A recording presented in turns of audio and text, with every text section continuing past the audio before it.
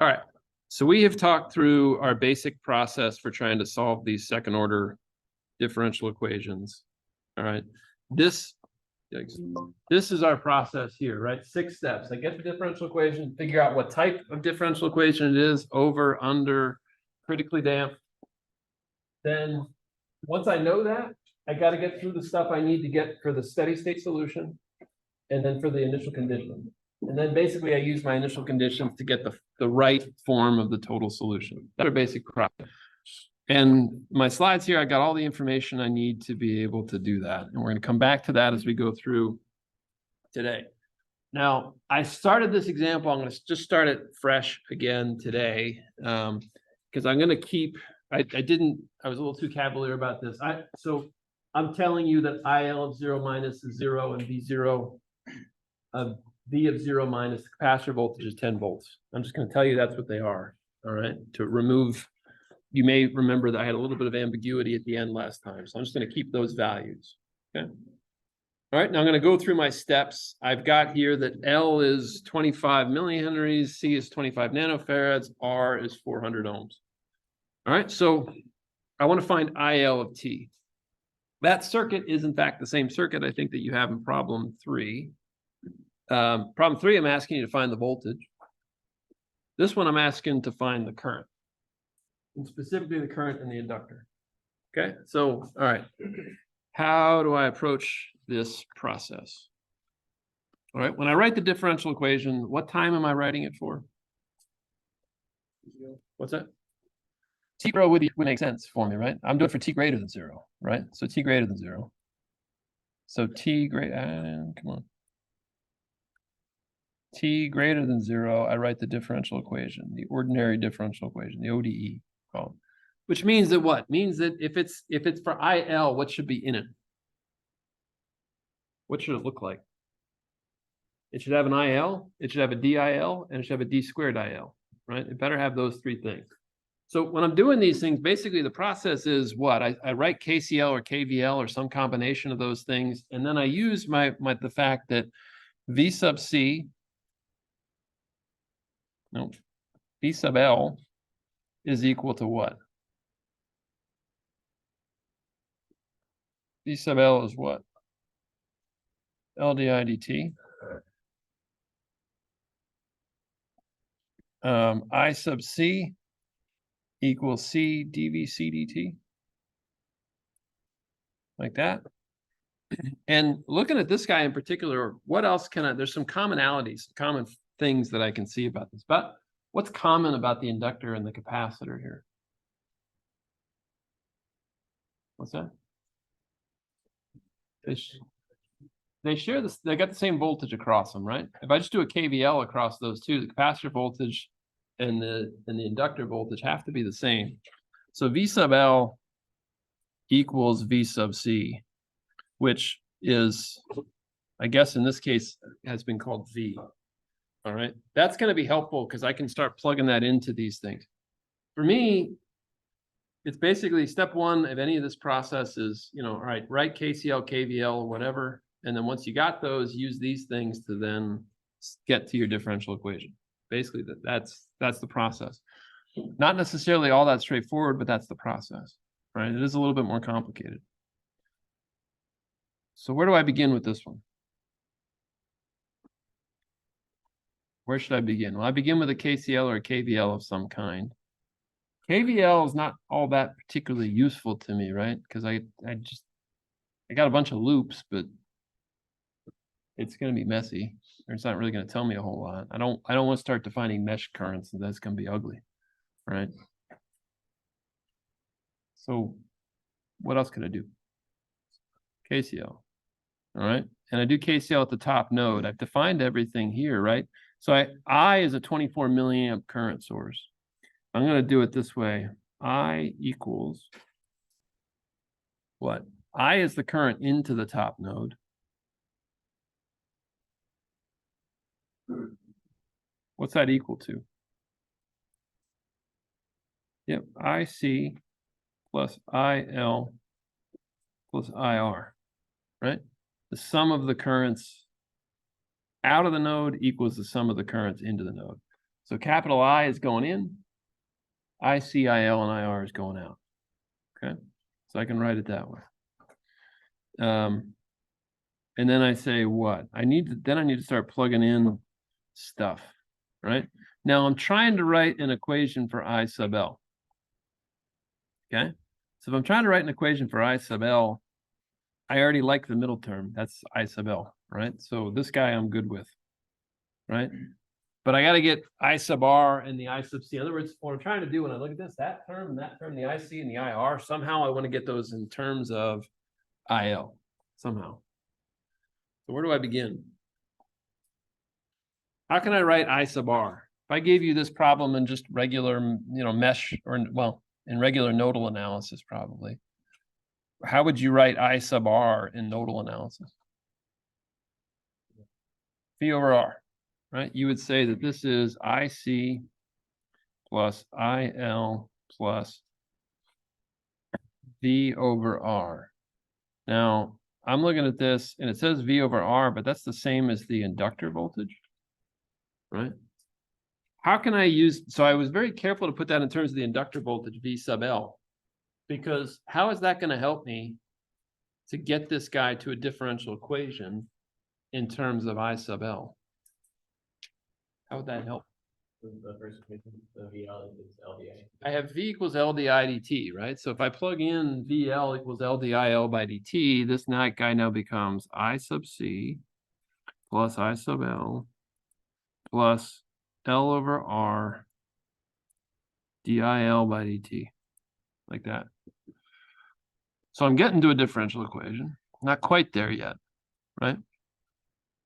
How could I keep going with that? What else can I do?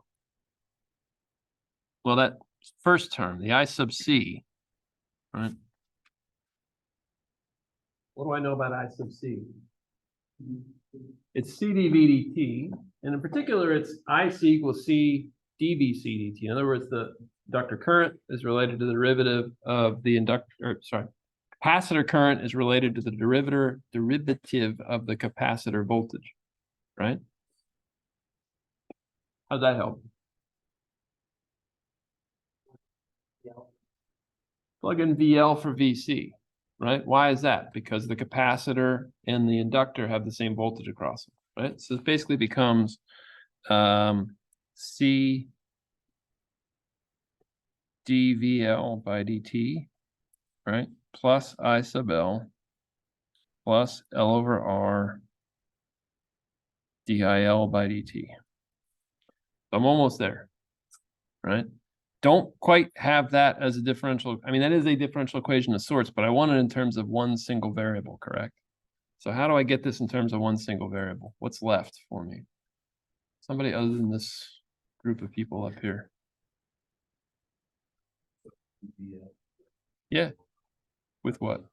With LDIDT. Yeah, exactly. So this guy is going to become I equals C L DIL squared by dt squared plus IL plus L over R DIL by dt. Now, the next question I ask myself is that in my standard form? No. It's not. So a standard form, basically, we said what has to be true, but and you don't have to get it in standard form, but if you want to use the formulas I gave you, you got to get it in the standard form. How do I do that? What do I got to do? Yeah, divide by CL, and I like we typically say LC, right? So I'm gonna rearrange it as LC, but basically, if I divide both sides by LC, I get I over LC, which is a number, right? I'm keeping it symbolic, but it's a number. And we'll get a number here in a second. D squared IL by dt squared plus 1 over RC DIL by dt plus IL over LC. So I divided both sides by LC, and I kind of moved things around. So I had the second derivative first, the first derivative second, and the zero derivative last. Okay. All right. Now, that's step one. I've got the differential equation. I could put some numbers into it and all that kind of stuff, but I'm basically done with it at this point. So now I want to figure out for myself, I want to do step two. All right. So what is the second step? The second step is to basically figure out the form of the solution. And the form of the solution is always the total solution is equal to what? It's equal to IL of infinity, which is what do we call IL of infinity? Steady state plus whatever the transient is. So IL transient. And there's a couple of options for the transient. Transient could be overdamped, underdamped, critically damped, all that good stuff, right? What's true about the transient solution? Always. If I wait long enough, what happens to the transient solution? Goes to zero. All right. The current may not go to zero, right? The total solution may not go to zero, but the transient solution does. Okay. So I want to figure out which form that is. So for me to do that, what's my process? Well, I solve basically this guy, and I'm left with the characteristic equation s squared plus as plus b equals 0. Looking at this, I see that a equals 1 over RC and b equals 1 over LC. Okay, like that. So what I do, if I go back to my formulas, what I do is when I solve this particular thing, in terms of those, I get two. How many roots am I going to get? How many values of s am I going to get for this thing? 2. All right. And those values of s are, we write them as minus alpha plus minus the square root of alpha squared minus omega naught squared. And I define alpha to be a over 2 and omega naught to be square root of b. Okay. I don't expect you to remember that kind of stuff. All right, so don't memorize it. What tells me whether this guy is underdamped or overdamped? In theory, basically, what I always say is if this guy is a second order, his transient response contains exponentials. The transient response of any differential equation contains exponentials. And how many exponentials does it contain? In general, I guess, you're right, it's going to have 2. But in general, how many exponentials are in the transient response of a differential equation? When it was first order, how many exponentials did I have? 1. Second order, I have 2. If it was 15th order, I would have 15. All right. So in this particular case, there's going to be 2 exponentials. The thing is, once I get to second order, those exponentials can become complex, right? What's true about this guy? I'm taking the square root of a number. If I want this thing to be a real number, what has to be true about the thing under the square root sign? It has to be greater than 0. So in this case, my result's different depending on what the values of alpha and omega naught are.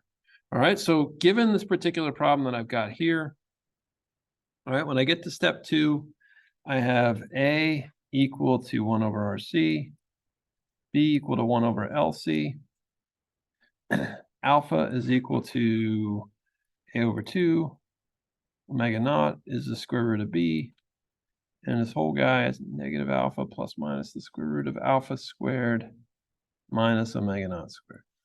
Okay, so if I run through all those calculations, so when I plug in, these are my values here for L, C, and R. If I plug in those numbers and I get everything, I get that my alpha is equal to 50,000. And I should be careful. There's units to that, but I'm not going to worry about them. Omega naught has units of radians per second. We'll start talking about that next week. Alpha's 50,000, omega naught's 40,000. So are those roots real or imaginary? So are they real, imaginary, or complex? I'll put it that way. And again, you guys are off the board. They're real. All right. So the roots are going to be real because alpha is bigger than omega naught. Right. So what is this guy? Overdamped, underdamped? if the roots are real, what are they? What's that? Overdamped. Yep. This guy's overdamped. So if I run the calculations, if I plug in the values, I get two roots, S1 and S2. S1 is going to be equal to negative 20,000. And S2 is equal to negative 80,000. These guys are related to how fast the exponentials decay. And we could talk about that a little bit. But one thing is always going to be true about these is what should S1 and S2 always be? They're basically exponents in an exponential, right? So this tells me right now that IL of t, the total solution, is IL of infinity plus, what do I write down if this guy's overdamped? What's the form of the solution if he's overdamped?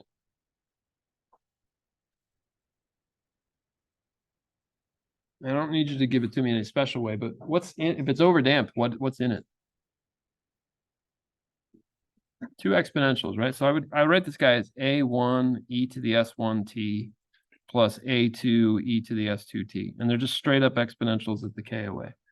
What better be true about S1 and S2? It better be negative, all right? If you don't get those to be negative, you've made a mistake somewhere, all right? Or at least, let me be clear, the real parts of them better be negative. That's what I really need to be careful about. The real parts of those roots better be negative, yeah. That's all like, every equation. Anything built in the real world better be negative real parts. And the reason for that is because what's true about it? If those were positive, what would be true about those exponentials? Would they decay? No, they would go to infinity, right? So that's the laws of physics don't allow that to happen. All right, that's not going to happen in the real world ever. Because that would imply infinite energy stored and all kinds. I mean, that doesn't make any sense. All right, that violates all the laws of the world. Okay, so it's an important result that we got to bear in mind. Okay, at least not for any real physical system. Okay. All right, questions up to there. All right. Now at this point, I don't know A1 and A2. I got to get initial conditions to get those, right? And I haven't solved for IL of infinity yet either. I got to get that. So that's my step 3. Step 3 is IL of infinity. So let's call this step 3.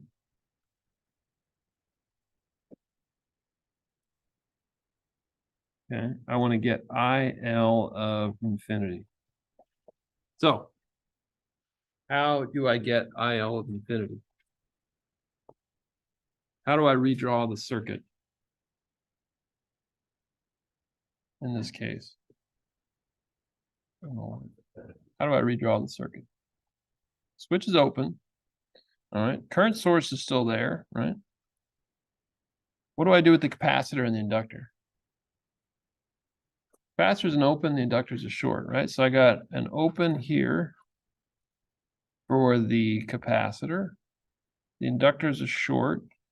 And the resistor, well, he never changes. He's just always a resistor doing his thing. Doing whatever the world tells him to do, right? So in this particular case, what is the current going to be in that? So this is IL, let's be clear. This is IL of infinity here. What is it? I. It's whatever the current source is, right? You look at it, basically, what do I have? I got a current divider, right? So the current's dividing between basically 0 ohms and a resistor, all right? If you do the math on that, you're going to see that all the current should go down the one path, okay? All right? So all the current's going to go through that guy. All right? And I mean, it should make some sense, hopefully. What would be the voltage if I was trying to figure out that? The capacitor voltage? 0. All right, that you actually need for problem 3. All right, so V of infinity in problem 3 is 0. So you just got some points. Okay. Now I got to do step 4. Step 4 is basically to figure out what's the initial condition for the voltage and the current. So in this case, I told you V sub C of 0 minus and IL of 0 minus. So what I'm caring about here is what's V sub C of 0 plus And what's I sub L of 0 plus? I say they're the same. Why? What's always true about the capacitor voltage and the inductor current? Well, they're always continuous. They're always continuous, right? So the value at one instant has to be exactly equal to the value at the next instant. And it evolves over time, but it's continuous. It can't make a jump, a sudden jump. Okay, it's always going to be continuous. So we use those values to figure out my initial conditions. Now, because this is second order, I need two sets of initial conditions, right? I need one for the variable I'm solving for, and I need one for its derivative, right? So because I'm solving for the inductor current, I need to get here an initial value for dIL by dt, and I always say it's 0 plus, right after t equal to 0. Why do I say 0 plus? Why not 0? Because 0 is really what I care about, right? Why not 0? What's that? Where's the switch going to be, right? At t, so what am I talking about? I'm talking about like a picosecond after the switch closes or something like that, right? Something really, really close to 0, but not quite 0, because it's not clear exactly where the switch is going to be if it's in motion at t equal to 0. So we always say 0 plus, which really just means to say after the switch is done doing whatever it's doing. All right, so in this particular case, how do I redraw the circuit in this case? Well, still got the current source. If it's at t equal to 0 plus, we said we did that because we know that the switch is done transitioning. So how do I draw the switch in this case? If the switch is done transitioning, it's open, yeah. All right, so the switch is open. Now the question is, what do I do in this particular case with the capacitor and the inductor? All right, so I'm going to make a little side note here. Basically, I'm saying from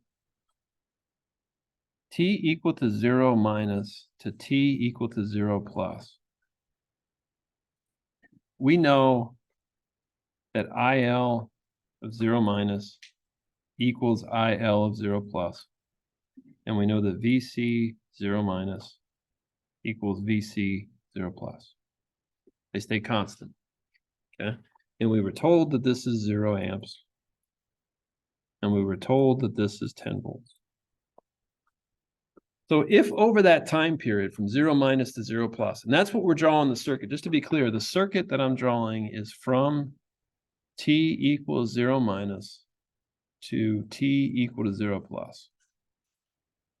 So during that time period, if the current is stuck at 0 and the voltage is stuck at 10 volts, how can I model those two things in my new circuit here? If I have, what's that? 10 volt source for the capacitor. And how about for the inductor? An open, right? So in general, really for the inductor, and let me be careful, I'm doing this. Okay, so first the capacitor. Now I got to be careful. I wrote it with that polarity because it's got to match the polarity that I defined for the capacitor. I chose polarities at the beginning of the problem, can't ever change them. All right, that's the important thing. Can't ever change the polarities, choose them at the beginning, don't change from there. When the inductor comes along, I'm going to do something weird, and I'm going to say it's a 0 amp current source. All right, a 0 amp current source is an open circuit. All right, and so, but I'm going to keep it there because if it had a value, then it would be whatever that value is. Okay, and then the resistor, again, he just goes with the flow. He's easy going. All right, he's just an R. Whatever the circuit tells him to do, that's what he does. Okay. All right. Now, what is it that I care about? Why did I do this whole thing? That's a good question. Why did I do this? Well, yeah, so I want to get an initial condition for dIL by dt, which what I have is that VL of 0 plus has to be equal to L times dIL by dt of 0 plus. Okay. So look at this circuit. What is VL of 0 plus? What's that? 10 volts, right? So VL of 0 plus is 10 volts. So DIL by dt of 0 plus is going to be 10 volts divided by L. If I plug in my values for that, what do I get?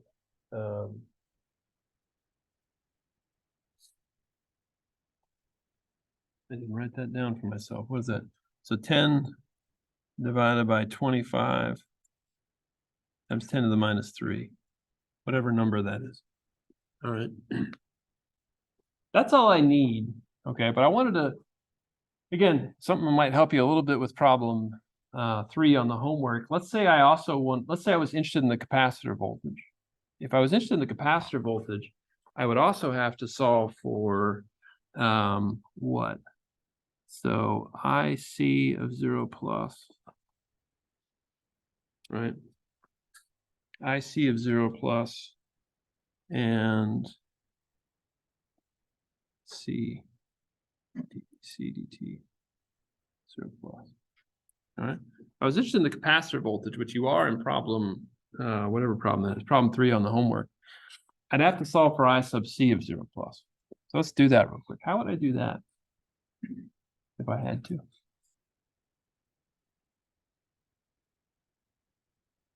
First of all, where is I sub C of 0 plus? Which direction is it? Where's the capacitor in that circuit on the left? Or circuit on the right, sorry. It's the 10 volt source. That's where the capacitor is, right? So here's I sub C of 0 plus. It's whatever current is going that way, specifically that way, because I sub C was defined to be going that way, right? I sub C of 0 plus has to be defined to be going that way, okay? So you're right, I want to do KCL. So how do I do KCL in this particular case? Well, here's IL. Here's IR, again, consistent with what I drew originally. So I is the current going in. Then I have that's equal to I sub C of 0 plus, that comes out. What's true about IL in this case? 0, so I don't need to include it. What's true about I sub R? Well, it's 10 divided by R, right? So I get that I sub C of 0 plus equals I minus 10 over R, which for the numbers in this problem, that becomes negative 0.001 amps, or negative 1 milliamp, which means what? It's 1 milliamp going which direction? Up, which is okay, right? It's just saying that for everything in the circuit to be satisfied, all the constraints to be satisfied, that 10 volt source has to be sourcing current at this particular point in time. That's all it says. All right, so don't let negatives freak you out. Okay, nothing's wrong about a negative sign. It just means that it's going the opposite way that you drew it. That's okay. All right. All right, questions about what I just did there? All right, that's probably the hardest part. The example, the 2 examples that I uploaded for recitation in those videos get into ones that they're more complicated on the initial condition. All right, which the next homework will have as well. Okay. All right, so we're done with step 5. Now we get to step 6. Okay. Okay. All right.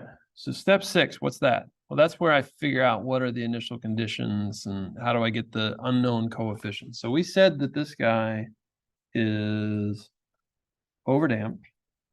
And we have that IL of t is IL of infinity plus A1 e to the S1t plus A2 e to the S2t. And we found for ourselves that IL of infinity was equal to whatever that current source was, which is 24 milliamps. So 24 times 10 to the minus 3. And we found that S1 was negative 20,000. And we found that S2 equals negative 80,000. So what do I do to solve this thing? What do I do to figure this out? I need to figure out, and just to be clear, this is true for t greater than 0, right? That's what the inductor current looks like for t greater than 0. Okay. So what do I need to do? I need to figure out A1 and A2. Those are my unknowns. Okay. How do I figure that out?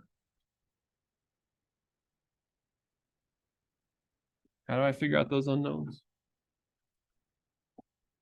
You plug in 0 to 2. Yeah, plug in t equal to 0. So I have IL of 0, which I was told was 0, right? That's equal to IL of infinity. What happens to the exponentials if I plug in t equal to 0? Makes them 1, so I get plus A1 plus A2. Basically what I have is IL of 0 minus IL of infinity. Both of those are just numbers, right? Is equal to A1 plus A2. Like that. And if I plug in those numbers, this guy becomes negative 24 milliamps. Okay. Now, what's the other constraint? What's the other initial condition? What do I also use?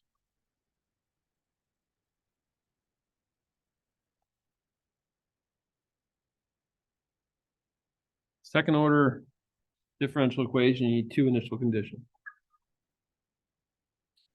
We used 1. What's the other one? The derivative, right? So I have DIL by dt. Got to take the derivative of that. What's the derivative of a constant? IL of infinity is a constant. What's the derivative of a constant? 0. The derivative of A1 e to the S1t is what? S1 A1 e to the S1t. What's the derivative of the last term? A2 e to the S2t?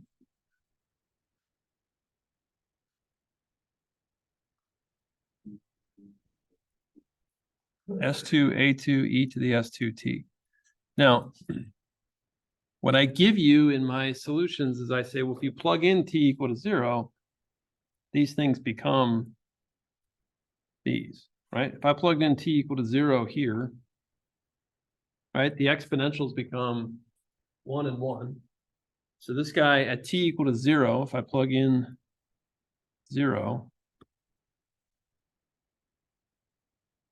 plug in 0, this becomes S1 A1 plus S2 A2.